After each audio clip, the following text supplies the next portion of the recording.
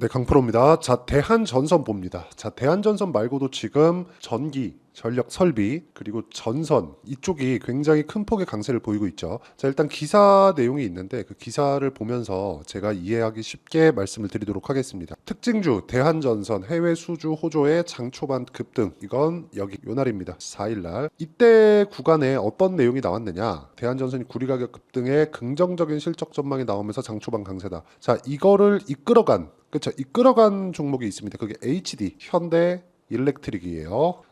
이쪽은 뭐냐? 변압기입니다. 자, 그리고 이 관련된 내용이 이 밑에 나오는데, 자, 이 밑에입니다. 인공지능 시장이 본격화됨에 따라서 구리 수요가 급증하고 구리 가격이 상승세를 보이고 있다. AI 시장이 커지면서 데이터 센터 구축이 중요해졌는데 데이터 센터의 전산망에 구리 배선이 사용되기 때문이다. 구리 배선은 원래부터 사용이 됐고요. 그리고 데이터 센터 같은 경우에는 데이터 센터의 구조가 바뀌고 있습니다. 원래는 이걸 서버라고 불렀습니다. 근데 이게 용어가 데이터 센터로 바뀌었고요. 그리고 여기서는 원래는 CPU 그리고 뭐 낸드, 뭐 램 이런 식으로 다 들어가던 게 여기에 GPU가 추가된 겁니다. 즉 GPU 구조로 맞춰서 데이터 센터가 들어가다 보니까 CPU보다 전력을 더 많이 먹는 그런 상황이 된 거죠. CPU도 들어가고 GPU도 들어가기 때문에, 그리고 GPU는 기본적으로 CPU보다 전력을 많이 먹습니다. 그렇기 때문에 지금 전기 부족 사태가 북한도 아니고 미국에서 나오고 있는 거예요. 이런 부분의 수혜를 한국 시장에서 변압기, 전기, 전선 이쪽으로 수요가 몰리고 있는 겁니다. 자, 근데 이런 구간에 실적 봅니다. 그렇죠? 실적 기대감이 있다고 하니까 자, 실적은 조금씩 늘어나고 있는 상황에 있었습니다. 그런데 문제는 이거예요. 이익률 1.98, 1.97, 그리고 23년도에는 2.8%, 그리고 24년도에는 예상치가 3.7%까지 늘어났습니다. 자, 대한전선은 다들 아실 겁니다. 굉장히 오래된 기업이고요. 그리고 기본적으로 굴뚝산업입니다. 굴뚝산업. 즉 성장률이 굉장히 미비하다. 무엇보다 전선이나 뭐 배선, 송전 이런 쪽은 필수품이잖아요. 그런데 필수품인 만큼 이익률이 높지 않습니다. 뭐 첨단 기술이 들어가거나 그런 게 아니기 때문에 그렇습니다. 그런데 이게 일시적인 요인에 의해서 뭐 전기 공사가 필요하다 뭐 이런 부분이 아니라 AI 시대가 오면서 전기를 추가적으로, 그렇죠, 전기 용량을 늘려야 되는 그런 부분이 발생한 겁니다. 그렇기 때문에 최근에 강세를 보이고 있는데 실제 이익률이 대폭 증가한 건 23년 그리고 24년 예상치 잡힌 딱 요때예요. 그런데 주가는 자, 대한전선 같은 경우에는 요번에 강세를 보이면서 신고가 구간에 들어갔죠. 근데 여기 구간을 이끌어가 있었던 종목들 HD, 현대일렉트릭, 그리고 뭐 효성중공업 이런 종목군들이라고 제가 이야기를 드렸죠. 이 종목군들을 한번 봐야 될 필요가 있어요. 현대일렉, 자, 내용 보시면 장기 차트 한번 봅니다. 자, 보세요. 23년도에도 강세, 그리고 24년도 들어서도 더 강세, 그렇죠, 상승폭을 더 높이고 있어요. 이런 상황이 나온다는 거예요. 즉 대한전선이 움직이기 위해서는 현대일렉트릭, 효성중공업 이런 종목군들에 대한 강세가 선행되어야 된다. 근데 이쪽에 대한 실적 증가폭이, 자, 내용 봅니다. 현대일렉트릭 어떻습니까? 굉장히 빠르게 성장을 하고 있죠. 무엇보다 이익의 증가, 그리고 이익률에 대한 증가, 그리고 볼륨, 매출에 대한 증가까지 함께 나오고 있어요. 이런 부분이 나오고 있는 상황이 본격적으로 폭발하기 시작한 건 23년도입니다. 근데 주가의 상승폭은 어때요? 22년도부터 시장을 주도해오고 있어. 즉 22년도부터 강세를 보였었던 주도주다. 자, 새로운 테마가 형성되고 사이클이 만들어지고 있는 겁니다. AI 시대가 오면서 결과적으로 보면 반도체 종목군이 움직이는 것에 따라서 전기, 전선, 그리고 뭐 변압기 이런 쪽에 대한 수요도 늘어날 수 있는 구조가 만들어져 있다는 거죠. 이런 구간에 우리가 정확하게 타점을 잡아야 될 필요가 있고 그 타점에 대한 시작점은 신고가입니다. 자, 이 신고가 구간에 대해서 내가 이해를 했을 때 꾸준하게 수익을 낼 수 있다는 거고 어느 정도의 수익을 낼 수 있는지까지 제가 보여드리겠습니다. 자, 이 화면은요, 키움증권의 자동일지 수익률 비교 차트 화면이고요. 조작이 불가능하다는 걸 보여드리기 위해서 제가 조회를 계속해서 눌러서 보여드리고 있고요. 여기 보시면 1월 1일부터 5월 18일 오늘까지 네, 계좌 수익률은 500%가 넘죠. 이 구간에 대한 내용을 그쵸? 아까 전에 말씀드렸었던 신고가 종목만으로 제가 매매를 했을 때 나온 결과라는 겁니다. 자, 그러면 신고가 구간에 있는 종목군들을 어떻게 공략해야 되는지, 그리고 이 정도 수익을 내려면 어떻게 해야 되는지 결과치를 먼저 보여드리겠습니다. 제가 간단하게 보여드릴게요. 대한전선도 이렇게 매매를 해야 됩니다. 자, 첫 번째 캠트로닉스 어디서 공략했나요? 신고가를 확인하고 나서 공략을 했고요. 5월 16일 날에는 급등하는 상황, 2% 정도 급등하는 상황이 나왔는데, 자, 이 상황에 대한 내용을 여기 소통방에서 제가 다 공유를 했습니다. 자, 캠트로닉스 보세요. 어떻습니까? 시장가 매수 8시 46분 그리고 5월 16일 그쵸? 장시작 전에 누구나 참여할 수 있게 제가 만들어 드립니다. 자, 대한전선에 대해서 이야기를 드리고 있었으니까 대한전선 같은 경우에도 보면 어때요? 제가 여기 매수 매도 신고가 구간이죠. 25% 며칠 걸렸죠? 2주가 채 걸리지 않아. 2주 안에 수익 전환을 시킬 수 있는 가격대가 어떤 가격대인지 그 시작점에 대한 내용을 내가 반드시 파악을 하고 있어야 되고, 그 내용에 대한 부분을 여기 소통방에서 제가 공유하고 있고요. 누구나 참여할 수 있게 제가 장시작 전에 공유를 합니다. 이수페타시스 같은 경우에도 5월 16일 날 급등 마감을 했고요. 어저께는 한국 시장이 폭락을 했죠. HLB 그룹주들이 하락을 하면서 폭락을 했는데, 자, 이런 구간이 있다고 하더라도 어떻습니까? 지금 소통방에서는 계속 수익을 보고 있다. 매매하는 과정에서 내가 어떤 식으로 매매를 해야 될지 잘 모르겠다 하시는 분들은요, 구독과 좋아요 눌러주시면 소통방에서 진행하고 있는 10억 만들기 프로젝트에 무료 입장 가능합니다. 대신에 구독과 좋아요는 꼭 좀 눌러주시고요. 상단에 있는 전화번호로 구독 또는 10억이라고 문자 보내주시면 제가 소통방 입장 링크를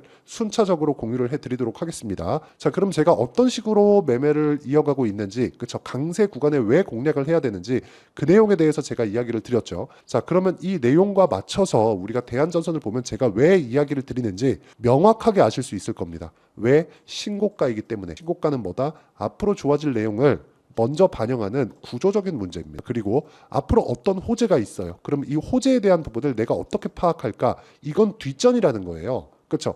이 호재가 있는데 이게 앞으로 전망이 좋은지 나쁜지를 보는 게 아니라 가격이 올라가고 신고가를 돌파를 했어. 그러면 이 구간에서는 반드시 눌림목이 나옵니다. 눌림목 구간에서는 내가 5일선과의 이격, 22편과의 이격은 어느 정도 벌어졌는지 이런 부분을 파악을 해서 내가 가격대를 잡을 수 있는데, 눌림목 구간에 잡는 게 아니라 그것조차도 확인하고 매수를 해야 된다는 겁니다. 대한전선에 대한 전망, 그리고 전기 수요가 어디까지 늘어날지 이런 부분은 명확하지 않습니다.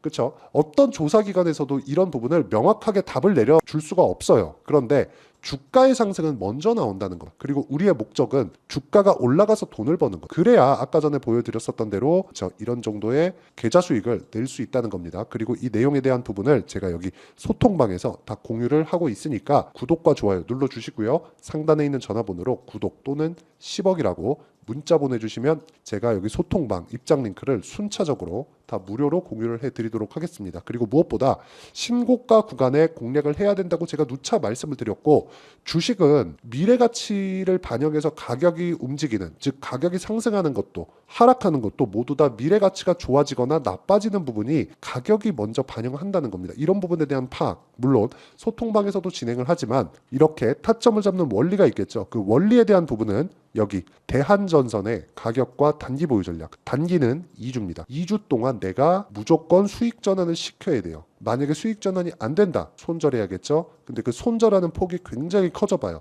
안 되겠죠. 그래서 가격이 중요하다고 말씀드리는 건, 얼마에 잡아야 되는지 타점에 대한 이해가 필요하고, 그 타점에 대한 이해와 함께 무엇보다 최근의 변동성이 커지고 시장도 굉장히 어려운 구간에 있기 때문에 대한전선의 실시간 타점을 제가 문자로 공유를 해드리도록 할 테니까 상단에 있는 전화번호로 대한이라고 문자 보내주시는 분들에 한해서만 제가 대한전선의 가격 그리고 단기 보유 전략과 함께 실시간 타점을 문자로 공유를 해드리도록 하겠습니다. 자, 내용 정리하면 그렇습니다. 대한전선을 포함해서 어떤 종목이든 올라가기 위해서는 앞으로 좋아질 만한 내용이 있어야 되고, 앞으로 좋아질 만한 내용이 있었을 때 주가가 올라가기 시작하는데 그게 결과가 나오면 안 된다. 그 결과가 나오기 시작했을 때는 냉정해져야 될 필요가 있습니다. 즉 숫자를 찍어야 되기 때문에 그 숫자를 켜 나오는 그 구간 구간에 우리가 공략을 하게 되면 주가는 이미 너무나 많이 올라와 있는 그런 상황이라는 거죠. 바닥을 확인하고 올라가는 첫 번째 구간 신고가부터 공략을 해야 되고, 그런 부분에 대해서 이해가 되었을 때 내가 타점을 잡을 수 있고,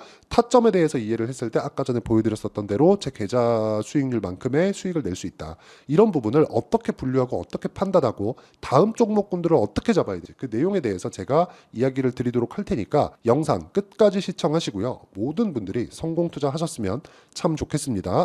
자, 24년도가 돼도 여전히 시장은 녹록지 못합니다. 이런 상황이 벌어지는 건 어쩔 수 없습니다. 이런 상황에서도 수익이 나는 종목들의 구조는 변하지 않습니다. 즉, 대시세 종목에 대한 구조는 변하지 않는다는 거고, 실제 제가 소통방에서 지속적으로 이야기를 드리고 있는 내용도 대시세 종목이나 시장 주도주를 공략하는 건 철저하게 가격 분석을 하라고 이야기를 드리고, 가격 분석 이후에는 이슈에 대한 파악, 그리고 이슈를 파악하고 나서는 다시 내가 얼마에 매수할지 그 타점에 대한 부분을 지속적으로 언급을 하고 있습니다. 자, 근데 생각해 보세요. 시장이 굉장히 어려웠습니다. 어려운 상황에서의 어떤 종목들이 강했냐 보면 반도체와 그리고 바이오입니다. 자, 실제 여기 보면요.